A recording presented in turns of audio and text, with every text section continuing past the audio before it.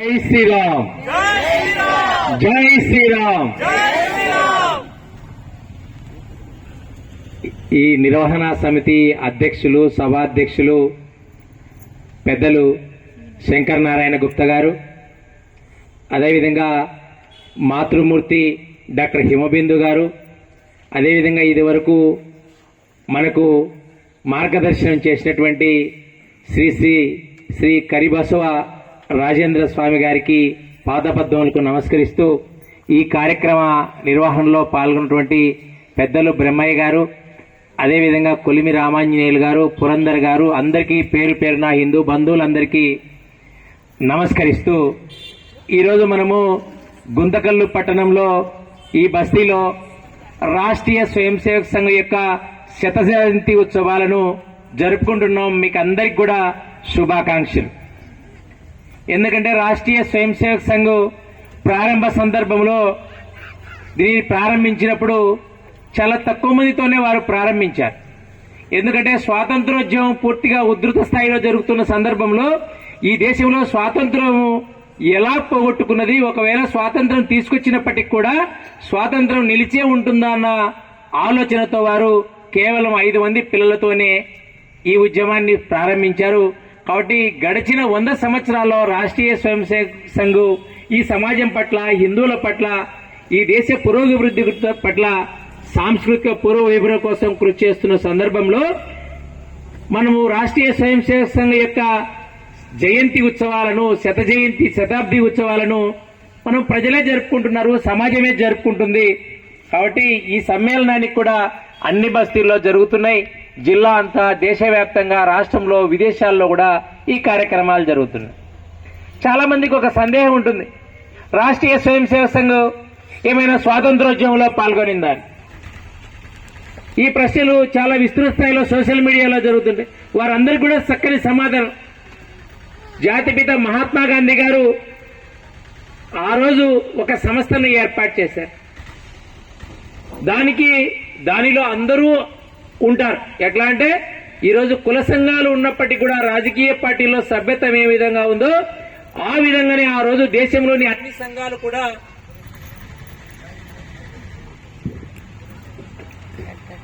సంఘాలు కూడా కలిసి స్వాతంత్రోద్యమంలో పాల్గొన్నాయి.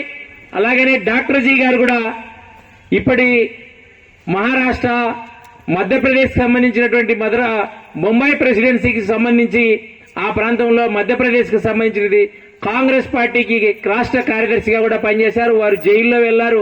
అదేవిధంగా 2 సార్లు జైల్లో వెళ్లారు. ఒకవైపు స్వాతంత్రోద్యమంలో క్విట్ ఇండియా మూవ్మెంట్ జరుగుతుంటే రాష్ట్రీయ స్వయం సేవక కార్యకర్తలు స్వతహాగా వెళ్లి ఆ కార్యక్రమంలో పాల్గొని స్వాతంత్రం తీసుకురావడంలో దేశానికి సహకరించారు. ఇది ఆర్ఎస్ఎస్ కు ఉన్నటువంటి నిబద్ధత, త్యాగ నిరతి. అయితే అదేవిధంగా రెండవ ఆర్ఎస్ఎస్ సరసంఘ చాలకైనటువంటి గురూజీ గారు, వారు సాక్షాత్తు పరమేశ్వరుని దర్శించిన వారు. దేశంలో 25,000 పుస్తకాలను వారు చదివి నిర్వహించారు. అదేవిధంగా హిందూ బెనారస్ యూనివర్సిటీలో వారు విద్యాభ్యాసం చేశారు. సంఘం యొక్క ప్రాధాన్యత, సంఘం యొక్క అవసరం, హిందువుల యొక్క ఐక్యత, హిందువుల యొక్క కార్యాచరణ ఉండటం కోసం వారు పూర్తి స్థాయిలో పనిచేశారు. స్వాతంత్రం వచ్చిన తర్వాత, స్వాతంత్రం అనంతరం దేశానికి స్వాతంత్రం వచ్చిన తర్వాత వారు ఈ సందర్భంలో ఈ దేశంలో ఎవరు ఎక్కువ ప్రజాదరణ కలిగిన వారు ఉంటారంటే డాక్టర్ జీ గారే. ఇది సాక్షాత్తు అమెరికా పత్రిక వ్రాసిన వార్త. అయితే రాష్ట్రీయ స్వయం సేవక సంఘం యొక్క ఈ దేశం యొక్క అభివృద్ధిలో పాత్ర ఏంది, ఈ దేశ సాంస్కృతిక పూర్వవైభవంలో సంఘం యొక్క పాత్ర ఏంది అనుకున్నప్పుడు, స్వాతంత్రం వచ్చినప్పుడు 1952లో గోహత్య నిషేధానికి సంబంధించి 2 కోట్ల మంది సంతకాలు చేసి ఎద్దల బండిలో వెళ్లి గోహత్యను నివారించడం కోసం చట్టం తీసుకురావాలని హిందువులందరినీ ఐక్యం చేసినటువంటి సంస్థ రాష్ట్రీయ స్వయం సేవక సంఘం. అదేవిధంగా స్వయం సేవకులు వివిధ రాజకీయ పక్షాలతో ఉన్న సందర్భంలో హిందువులందరినీ ఏకతాటి మీద తీసుకొచ్చి జమ్మూ కాశ్మీర్ కూడా భారతదేశంలో భాగము, జమ్మూ కాశ్మీర్లో ఆర్టికల్ 370 కానీ 35A కానీ ఉండటం వల్ల ఈ దేశంలో మిళితం కాకుండా ఉంది, అడ్డంకులున్నాయి. ఆ ప్రాంతంలో ఉన్నటువంటి అస్పృశ్యులు అటువంటి వారు ఎస్సీ ఎస్టీలు కూడా రిజర్వేషన్ లేని సందర్భంలో దాన్ని తొలగించాలని పెద్ద ఎత్తున ఉద్యమం చేసింది. ఆ ఉద్యమంలో భాగంగానే 2019 ఆగస్టు 5వ తారీఖున ఆ చట్టాన్ని ఎత్తివేసింది భారత ప్రభుత్వం. ఇది రాష్ట్రీయ సేవకు సాధించినటువంటి యొక్క విషయం. అదేవిధంగా 2004 నుంచి 2009 వరకు ఆంధ్రప్రదేశ్లోని అప్పుడున్నటువంటి ప్రభుత్వం ఇప్పుడున్నటువంటి తిరుమల తిరుపతి దేవస్థానం శ్రీ వెంకటేశ్వర స్వామికి 7 కొండలు కాదు 2 కొండలే అంటే వాటి పరిరక్షణ కోసం 7 కొండల పరిరక్షణ కొరకు ప్రజలతో సమైక్యమై హిందువులతో సమైక్యమై ఉద్యమాన్ని సాగించి ఆ నిర్ణయాన్ని వెనక్కి తీసుకుంది. అదే కాదు ఇంకొక గొప్ప చారిత్రాత్మక ఘట్టం ఏదైతే బాబ్రీ మసీదు పేరుతో అన్ని మతస్థులు ఈ దేశంలో పరిపాలన సాగిస్తూ బానిస పరిపాలనకు వ్యతిరేకంగా 5 లక్షల మంది ప్రాణాలు బలి ఉన్నటువంటి బాబ్రీ మసీదు సంఘటనలో 500 సంవత్సరాలు 5 లక్షల మంది ప్రాణత్యాగం చేసినటువంటి దాన్ని సంఘము దశల వారీగా ఉద్యమ రూపంలో తీసుకొచ్చి ఈ దేశ ప్రజలు సమ్మతంగానే గౌరవమైన భవ్యమైన రామాలయాన్ని నిర్మాణం చేసింది. ఇది రాష్ట్రీయ స్వయం సేవక సంఘ తీసుకొచ్చినటువంటి నిర్ణయం. అదేవిధంగా స్వాతంత్రోద్యమం తర్వాత దేశ విభజనలో ఏదైతే కాశ్మీర్ నుంచి హిందువులను చంపి రైల్లో పార్సల్ చేస్తున్నటువంటి సందర్భంలో సాక్షాత్తు అప్పటికి సరసంఘ చాలక ఉన్నటువంటి గురూజీ గారు కానీ వారి పిలుపు మేరకు రాష్ట్రీయ స్వయం సేవక సంఘ కార్యకర్తలందరూ కలిసి వారి యొక్క సహాయ సహకారాలు తీసుకురావడం. అదేవిధంగా 1963లో చైనాతో జరిగిన యుద్ధంలో సైనికులకు సహాయ సహకారాలు అందించడంలో ఆర్ఎస్ఎస్ స్వయం సేవకులు ముందున్నారు. అదేవిధంగా యుద్ధంలో మనం సైనికులందరూ అలసి ఉంటే ఆనాటి ప్రధాని శ్రీ జవహర్లాల్ నెహ్రూ గారి ఆహ్వానం మేరకు ఢిల్లీలో 3500 మంది కార్యకర్తలు రిపబ్లిక్ డే రోజు ర్యాలీలో పాల్గొన్నటువంటి సందర్భం. మిత్రులారా, మనం ఇటువంటి విషయాలు రాష్ట్రీయ స్వయం సేవక యొక్క సాధించిన విషయాలు మనం చాలా గొప్పగా చెప్పుకుంటున్నాం. అయితే ప్రపంచంలోని 200 దేశాల్లో కూడా ఈరోజు హిందువులను సంఘటితంగా ఉండే కోసం ప్రయత్నం చేస్తున్నాం. హిందువులు ఏ రోజు ఈ భూమి మీద ఏ దేశాన్ని కూడా ఆక్రమించుకోలేదు, ఏ రాజు కూడా ఆక్రమించుకోలేదు. ఈ దేశం మీద హూణులు శకనులు ముస్లింలు అన్ని రకాలుగా కూడా ఆంగ్లేయులు చివరి వారికి కూడా ఈ దేశాన్ని దండయాత్ర చేసి ఈ దేశ దంపతులు దోలుకొని బాసిస పరిపాలనను మన మీద రుద్దడం జరిగింది. అయినప్పటికీ కూడా ఏ రోజు హిందువులు కూడా వెనక్కి వెళ్ళలేదు, ఈ సంస్కృతిని విడనాడలేదు. హిందువులందరూ కూడా పరాక్రమవంతులని రాష్ట్రీయ స్వయం సేవక్ బంధు వారిని పురిగొల్పుతాం. ఈ సందర్భంలో మీకు ఒక విషయం చెప్పదలుచుకున్నారు. ఈ దేశంలో హిందువులందరూ ఐక్యంగా ఉన్నట్లయితే వ్యక్తిగతంగాను సామాజికంగాను ఉన్నట్లయితే మన బలం పెరిగినప్పుడే దేశంలో ప్రపంచంలో అన్ని చోట్ల కూడా మన బలం పెరుగుతుంది. తద్వారా ఈ దేశ ప్రజల సాంస్కృతిక జీవన వైభవం అదేవిధంగా అన్ని రకాల అభివృద్ధులు కూడా జరుగుతాయి. కాబట్టి ఈరోజు అదే జరుగుతూ ఉంది. దేశంలో ఒక నిర్మాణాత్మక పాత్ర పోషిస్తున్నటువంటి రాష్ట్రీయ స్వయం సేవక సంఘం వ్యక్తి నిర్మాణం తర్వాత సమాజ నిర్మాణం తద్వారా దేశ నిర్మాణం తద్వారా వసుదైక కుటుంబకం అనే సూచనతో ఈరోజు రాష్ట్రీయ స్వయం సేవక సంఘం ముందుకు వెళ్తుంది. శ్రీమతి ఇందిరాగాంధీ లాంటి వారు కూడా ప్రపంచంలో బీబీసీ లాంటి వార్తా సంస్థలతో వారు ఇంటర్వ్యూ తీసుకున్నప్పుడు ఈ భూమి మీద ఏదైనా స్వచ్ఛంద సంస్థ పెద్దది ఉందంటే అది రాష్ట్రీయ స్వయం సేవక సంఘం అని చెప్పడం జరిగింది. కాబట్టి ఈ రాష్ట్రీయ స్వయం సేవక సంఘం అనేది హిందూ విధానం అనేది ఎవరికి కూడా వ్యతిరేకం కాదు. ఈ విషయాన్ని గుర్తించాలి. ఈ దేశంలో ఉన్నటువంటి వ్యక్తులతో ఈ దేశంలో ఉన్నవారు అందరూ కూడా హిందువులే అని రాష్ట్రీయ స్వయం సేవకు నమ్ముతుంది. అదే హిందువుకు సంబంధించి సాంస్కృతిక జీవన విధానమే హిందుత్వం అని రాష్ట్రీయ స్వయం సేవక సంఘం తెలియజేస్తుంది. ఏ మతానికి వ్యతిరేకం కాదు, ఏ వ్యక్తులకు వ్యతిరేకం కాదు.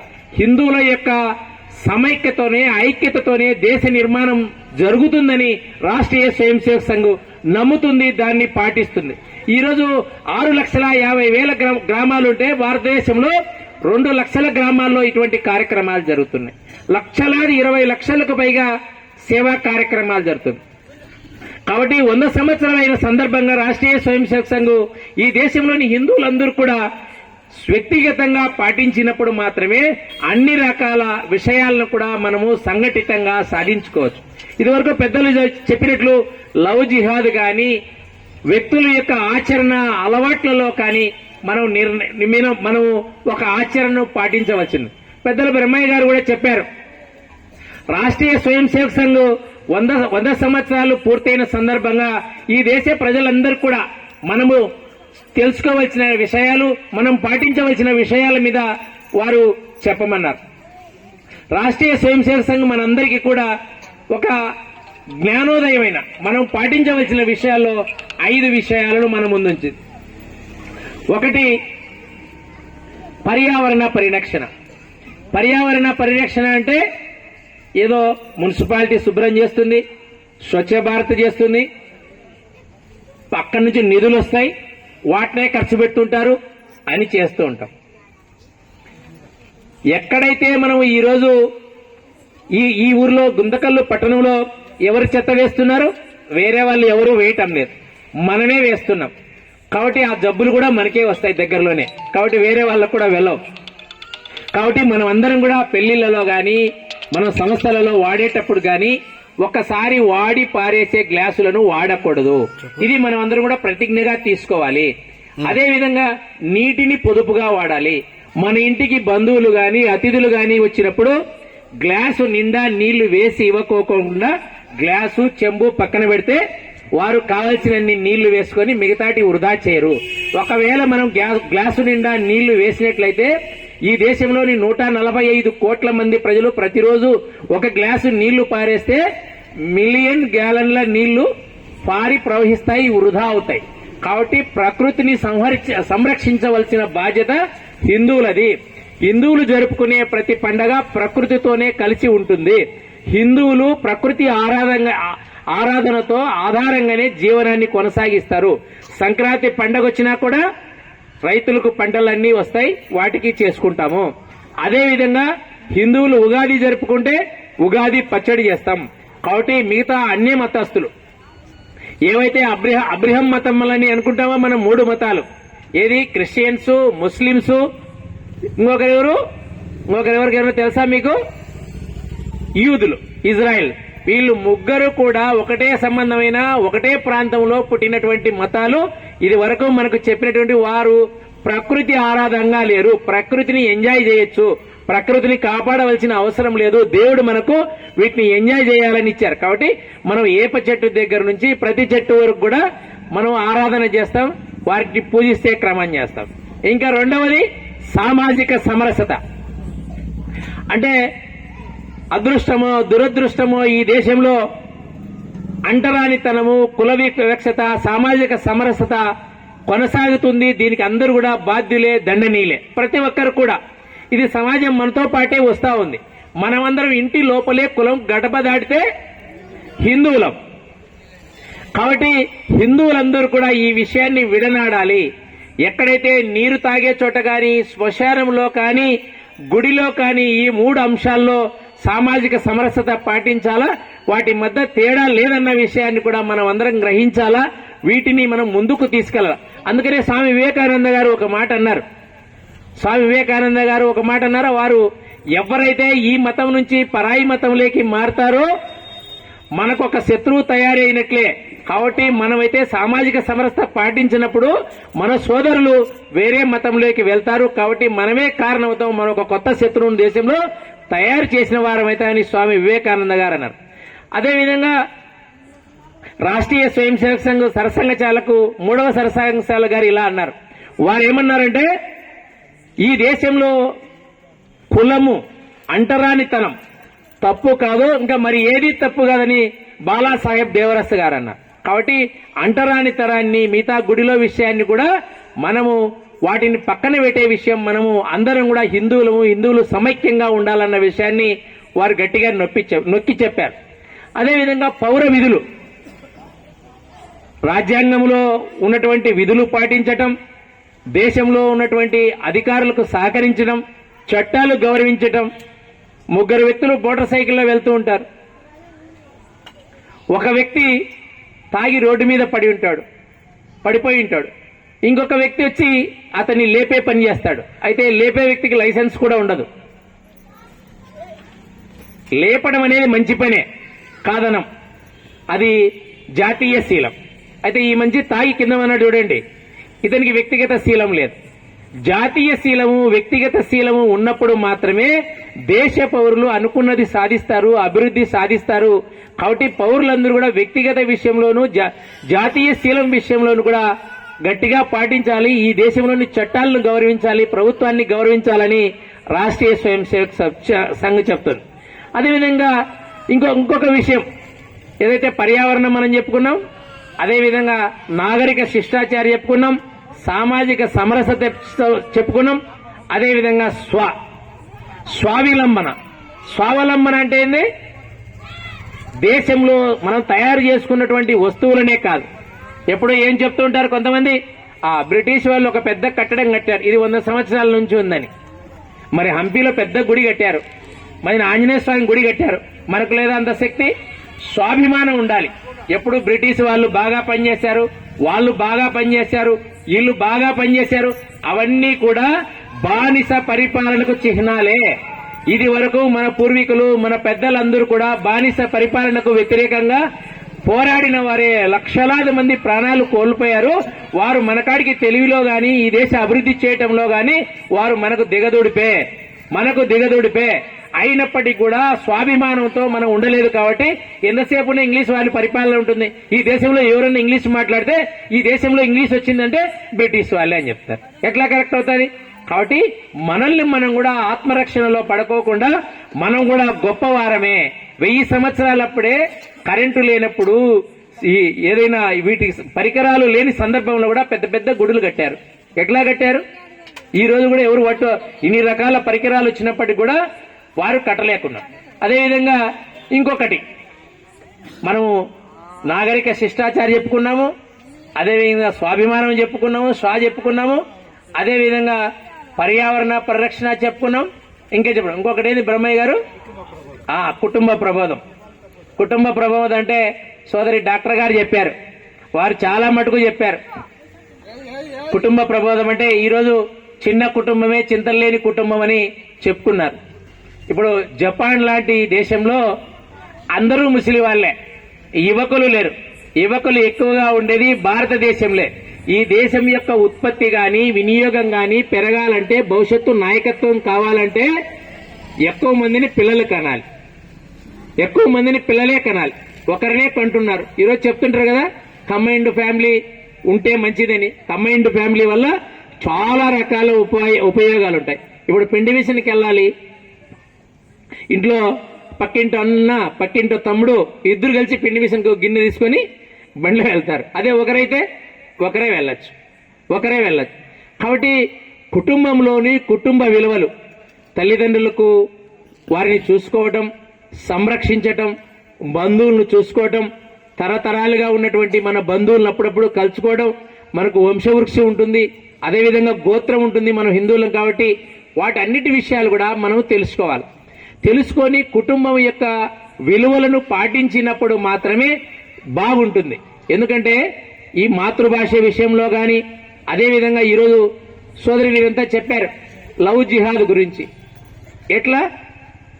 ఎవరైతే మనల్ని అనుసరిస్తూ, మన అమ్మాయిలను స్నేహం చేస్తూ వారి బంధువులందరూ తీసుకొని వచ్చి మతం మార్చే ప్రయత్నం చేస్తున్నారు. మతం మారడం వల్ల, పరధర్మం వల్ల ఏ ఉపయోగము లేదు. శ్రీకృష్ణుడు భగవద్గీతలో చెప్పాడు, ఏదైతే ధర్మం మారినట్లు వారు కానీ, ధర్మానికి వ్యతిరేకంగా ఉన్నట్లు కానీ, ఈ ధర్మాన్ని వదిలివేసిన వారు కానీ వారు హిందువులు కాదు. ఈ దేశంలో ఉన్నటువంటి హిందువులు మాత్రమే ప్రపంచంలోని మిగతా అందరూ కాకోకుండా దేవుణ్ణి దర్శించిన వారు మాత్రమే. కాబట్టి ఈరోజు జపాన్లో తీసుకున్నా, ప్రపంచంలో ఏ దేశంలో, ఆస్ట్రేలియాలో తీసుకున్నా, హిందువుల యొక్క సంస్కృతి, హిందువుల యొక్క పూజా పద్ధతులకు సంబంధించిన విషయాలు ఈరోజు అన్ని వారి పరిశోధనలో కూడా బయటపడుతున్నాయి. కాబట్టి కుటుంబాన్ని సంరక్షించవలసిన బాధ్యత. ఇప్పుడు ప్రపంచంలో అందరూ కూడా ఏమంటున్నారు, మన విదేశాల్లో ఉన్న వాళ్ళు, మన కూతురు గాని, మన అక్క చెల్లెళ్ళు గాని అక్కడ ప్రసవానికి వెళ్తే ఇక్కడ నుంచి తల్లిదండ్రులు వెళ్తున్నారు. మిగతా అక్కడ ఉండే వాళ్ళందరూ ఇది జరుగుతుందా మీ దేశంలో, మీ దేశంలో ఈ దేశ సంస్కృతి ఇంత చక్కగా ఉందని ఆశ్చర్యపోతున్నారు. ఎందుకంటే సపరిచర్యలు చేయడానికి మనం అందరం వెళ్తున్నాం. కాబట్టి ఈ కుటుంబ ప్రబోధం అన్న విషయాన్ని కూడా మనం ఇంటింటికి తీసుకెళ్ళాలి. అందరూ కూడా వ్యక్తిగత జీవనంలో పాటించాలి. కాబట్టి హిందువులందరూ కూడా ఈ 5 అంశాలను పాటిస్తూ హిందువులందరూ సమైక్యంగానే ఉండాలి. హిందువులందరూ సమైక్యంగా లేని ఒక విషయాన్ని పెద్దలు చెప్పారు. ఒక పులి అడవిలో ప్రసవించిందంట. ప్రసవించిన సమయంలో పులికి కళ్ళంతగా కనిపించవంట. అయితే పులి పిల్ల అక్కడే ఉంటుంది. మేకలు కాసే వ్యక్తి వచ్చి దాన్ని అట్లా ఇట్లా ముట్టుకొని దూరం దూరం నుంచి చూస్తే అది మరి అది వస్తుంది కదా తల్లి అని అట్లా చూస్తున్నాడు. కొన్ని రోజుల తర్వాత దాన్ని చిన్నగా దాన్ని తీసుకెళ్ళాడు ఇంటికి తీసుకెళ్లి దానికి మేకపాలు తాపించేసి సంతే చూసుకున్నారు. ఊర్లో వాళ్ళందరూ వచ్చి కూడా దాన్ని చూస్తున్నారంట. అదేది పులి పిల్లను, అరే బాగుంది మన మధ్యలో జనాల మధ్యలోకి వచ్చింది అని. అయితే అది కొన్ని రోజులు వచ్చినప్పటి నుంచి మేక పిల్లలాగానే నడుస్తుందంట. ఎందుకంటే పాలు తాగుతుంది, అది జనాల్లో అలవాటైంది. అరే ఇది ఇట్లా అరుస్తుందని దాన్ని మేకలతో పాటే రోజు మేతకు తీసుకెళ్లేవాడు. ఒకరోజు ఆ తల్లి దీన్ని గమనించి దగ్గరికి పోయింది. దగ్గర పోతే అది మేక నేరుస్తుందట. మళ్ళీ మేక నేరుస్తుంటే ఒక నీటి కుంట దగ్గరికి తీసుకెళ్లి నీళ్ళలో ముంచి దాన్ని చూసుకొని దాన్ని సూచన చేసి ఇట్లా చూసుకున్నప్పుడు నేను మేక కాదు, అది నాలాగే ఉంది, ఇది పులిలాగానే ఉంది, నేను పులిలాగానే ఉన్నానని గట్టిగా గాండ్రించిందంట. గాండ్రిస్తే అప్పుడు మేకలన్నీ పారిపోయినాయంట. అట్లాగా హిందువులందరూ కూడా సమైక్యంగా ఉండాలి. హిందువులందరూ కూడా తన స్వతహాగా ఉన్నటువంటి విషయాలను స్వతహాగా మనం పరాక్రమవంతులం. చూడు పులి కూడా అదే కదా, మేక జతకు వెళ్లి మేకలమ్మడి వెళ్లటం వల్ల అది మేహ నేర్చగలిగి. మనం కూడా హిందువులం, పరాక్రమవంతులం. ఈ దేశంలో ఇన్ని రోజులు కూడా మనం హిందుత్వాన్ని కాపాడుకున్నామంటే మనం హిందువులము పరాక్రమవంతులం కాబట్టి మనం అందరం కూడా పులిలాగా ఉండి కూడా మేకలాగా అరుస్తున్నాం. మనం అందరం కూడా సమైక్యంగా ఉండి ఐక్యతగా ఉండి హిందుత్వం పెరిగితే, హిందువుల ఐక్యత పెరిగితే ప్రపంచం శాంతిగా ఉంటుంది. ప్రపంచం శాంతిగా ఉందంటే అందరూ అభివృద్ధి చెందుతారు. విద్య ఉద్యోగాల్లో అందరూ కూడా సుఖంగా సంతోషంగా ఉంటారు. హిందువుల ఆరాధ్యమేది వసుధైక కుటుంబకం. సకినే ఏమో చెప్తారు, సర్వే జన సుఖినో భవంతని.